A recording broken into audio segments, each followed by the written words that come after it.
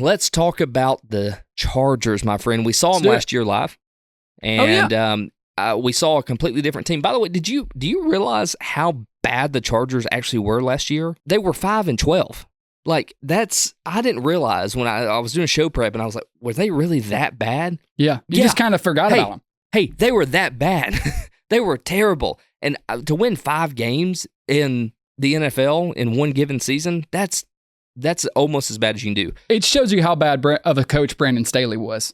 I just want to remind you, Brandon Staley was a defensive coach. He got that job because he was a defensive guru. Look at these stats from last year. Yeah, exactly. Somebody sent in the wrong form, I believe. Defense last year, 24th in points per game, 28th in yards per game, 30th in pass yards allowed, 17th in rush yards, and that was their saving grace. Offense, no better, 21st, 18th, 13th, 25th. As you said, they finished the season 5-12, missed the playoffs. This year, they bring in Harbaugh, and they have an over-under at 8.5, but good God, just by getting Staley out, these numbers have to improve. Right. And let's talk about that. So they do have an 8.5 over-under. I'm going to go ahead and give you mine before I kick it to you. So I do think they go over here, and I'll tell you why, because I think Harbaugh is going to have them in a position where they need to be, or at least heading in that direction midway through season. Maybe rocky starting off because he's a new coach in a new system, and he's got a lot of pieces that he's inherited, but also a lot that he's added.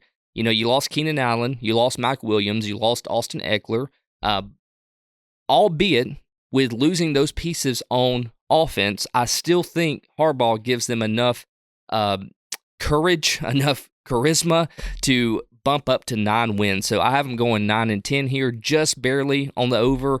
But look, one of the biggest pieces is I think adding Joe Alt into this offensive line is going to be a huge key in their success this year and allow Justin Herbert to actually be comfortable in the pocket and maybe exploit his receivers a little bit better and or exploit defenses a little bit better than he was last year. Also, Ladd McConkey coming in from Georgia, he's going to be great. At least all anticipation is that he'll be great. So I think that this team, even though they've lost some pretty big pieces, but when you really consider the pieces they lost, Tristan, Austin Eckler was the biggest piece that they lost. Austin Eckler was the highest producing.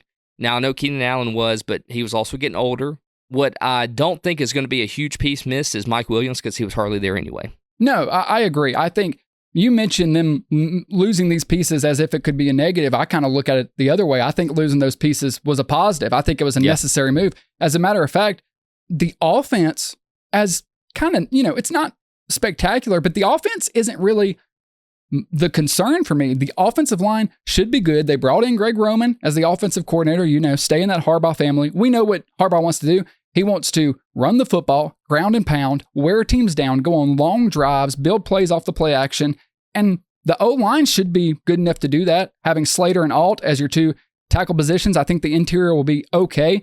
The running back situation, you lose Austin Eckler, but it still should be good. It actually should be better. Edwards. Yeah, Edwards and J.K. Dobbins. So you're basically just bringing the Baltimore guys over. I think that's going to fit this mold. The only downside is you lose your passing ability with Austin Eckler because he ran those wheel routes, those Texas routes, really, the best in the league at it. And so that's going to hurt them, but I think that Gus Edwards and J.K. Dobbins have some big shoes to fill. I agree. And you got to think as well, bringing in Ladd McConkey, he's going to add an element to that. The biggest weakness on the offense is the wide receiver group because honestly, it's Ladd McConkey and it's Josh Palmer.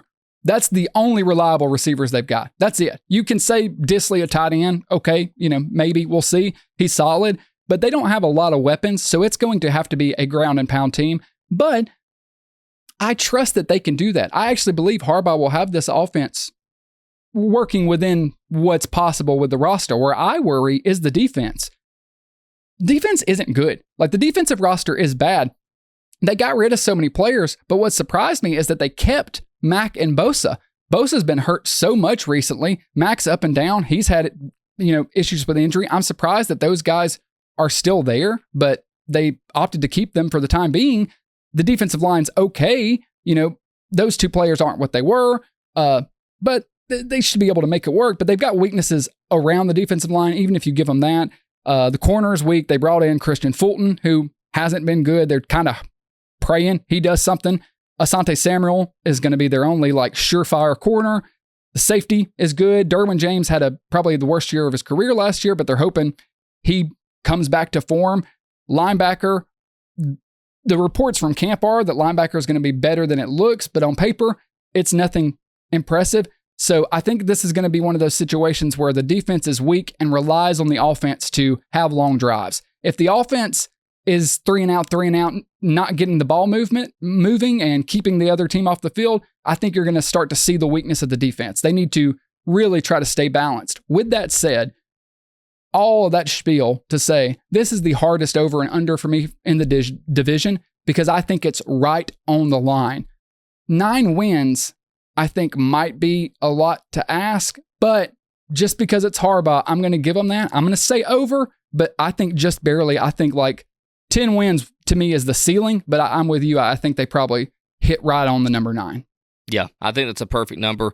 I find it hard to believe that Harbaugh will coach a team that has a defense, 24th again. I see him maybe moving them up 4 spots and definitely moving the offense up from a 21st, maybe into the 15 to 18 range.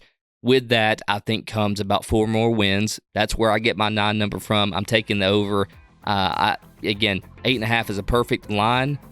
Vegas hits it again. Yeah. 9's where I stand. I got faith in Harbaugh.